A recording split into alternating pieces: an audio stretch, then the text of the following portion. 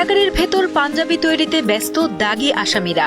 ঈদকে সামনে রেখে জেল কর্তৃপক্ষের তত্ত্বাবধানে পাঞ্জাবি, নকশি কাঁথা আর বাঁশ বেতের নানা পণ্য তৈরি করছেন কুমিল্লা কেন্দ্রীয় কারাগারের প্রায় ২৫০০ কয়েদি। জেলে বন্দি থেকে কাজ করে যা উপার্জন করছেন তা দিয়ে জেলের ভেতরে নিজের খরচ মেটানোর পাশাপাশি টাকা পাঠাচ্ছেন পরিবারের কাছেও। আজকে 18 মাস আমি কিছু টাকা সরকার থেকে পাইতেছি, যে টাকা আমি নিজেও খাইতে পারতেছি পিসি ক্যান্টিনের মাধ্যমে, ওই টাকা আমি আবার বাড়িতে পাঠাইতে পারতেছি। যখন একটা মামলার সাজা হয় আমাদের ফ্যামিলিগতভাবে আমরা অনেক দুর্বল হয়ে যাই। দেখা গেছে আমাদের ফ্যামিলি 1 মাস 2 মাস 1 বছর 1.5 বছর চালানোর পরে তারা অক্ষম হয়ে যায়। আমার ঘরে বৃদ্ধ বাবা মা, তা আমি কাঁথা সেলাই করে যা উপার্জন করি আমার ভিতরে সকল কিছু আমি নিজে কিনতে সক্ষম হই। এই দিক দিয়ে আমার অনেক সুবিধা হচ্ছে। আমার সাজা হয়েছে, আমার 2005 সালে সাজা হয়েছে, 20-21 বছর হয়ে গেছে আমার কারা ভোগ করতেছি শাস্তি। আমার সাজা শেষ পর্যায়ে। এই মুরাদ ভাই অনেক দিন ধরে কাজ করতেছি, বেতনের দিক দিয়ে সুযোগ সুবিধা পাচ্ছি। কয়েদিদের তৈরি আকর্ষণীয় এসব পণ্য শুধু কারাগারের নিজস্ব বিক্রয় কেন্দ্রেই নয়, বরং বিভিন্ন মেলাতেও রয়েছে বেশ চাহিদা।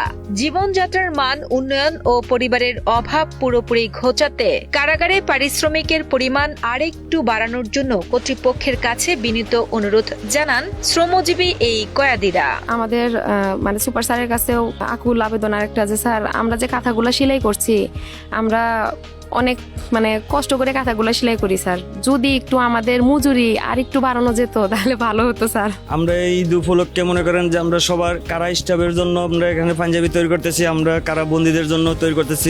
এক কথা যদি বলি, আমরা সবাই যাতে মিলিতভাবে সর্বদিকে আমরা সবাই ঈদরা সুন্দরভাবে করতে পারি, সেই জন্য আমরা এটাই প্রস্তুতি আমরা করতেছি। কারাগারে বসে হাতে কলমে কাজ শেখার পাশাপাশি আয়ের এই সুযোগ কারাবন্দীদের দেখাচ্ছে আগামীর নতুন জীবনের পথ। আসন্ন ঈদকে সামনে রেখে নিজেদের এবং কারা স্টাফদের জন্য পাঞ্জাবি তৈরি করতে পেরে তারা একদিকে যেমন আনন্দিত, তেমনি স্বাবলম্বী হওয়ার এই পথ তৈরি করে দেওয়ায় সরকারের প্রতি কৃতজ্ঞতাও প্রকাশ করেন তারা। যে পারিশ্রমিক পাই আর খাবার দাবার তো সব সরকারি ভাবে পাই, আর পরে মোটামুটি আমার যে হাত খরচ হয়ে যায়। এটার জন্য আসলে সরকারকে অনেক ধন্যবাদ আমাদেরকে এতটুকু সুযোগ সুবিধা দেওয়ার জন্য। কুমিল্লা কেন্দ্রীয় কারাগারের senior jail super Halima Khatun জানান, বন্দীদের মানসিক বিকাশ ও মুক্তির পর সমাজে তাদের পুনর্বাসন নিশ্চিত করতেই এই বৃত্তিমূলক প্রশিক্ষণের ব্যবস্থা। অপরাধের অন্ধকার থেকে বেরিয়ে এসে হাতের কাজে আলোকিত এক নতুন জীবনের স্বপ্ন বুনছেন এই কারাবন্দীরা। হস্তশিল্পের হিউজ কাজ, ভিতরে কিন্তু একটা মিনি কারখানা বলতে পারেন যে তারা সেটাতে কাজ করছে। টেইলারিং আমরা প্রশিক্ষণ দিচ্ছি, অনেক বন্দী শিখছে। এমনকি সেটা শেখার আরেকটাও আগ্রহ আছে যে এটার পরে সরকার যেটা বিক্রি হয়, এই লভ্যাংশ যেটা আসে সেটার 50% কিন্তু ওই বন্দীরা পায়। ৭৬,০০০, ৯০,০০০ টাকা।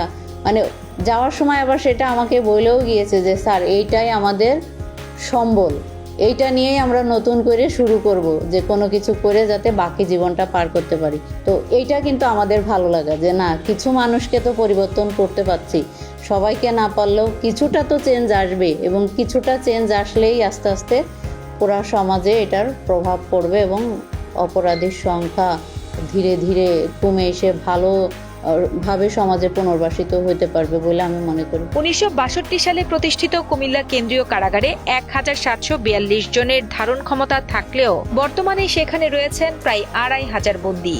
বিশাল এই জনগোষ্ঠীকে শুধু আটকে না রেখে জনসম্পদে পরিণত করার এক অনন্য দৃষ্টান্ত তৈরি হয়েছে কুমিল্লা কেন্দ্রীয় কারাগার।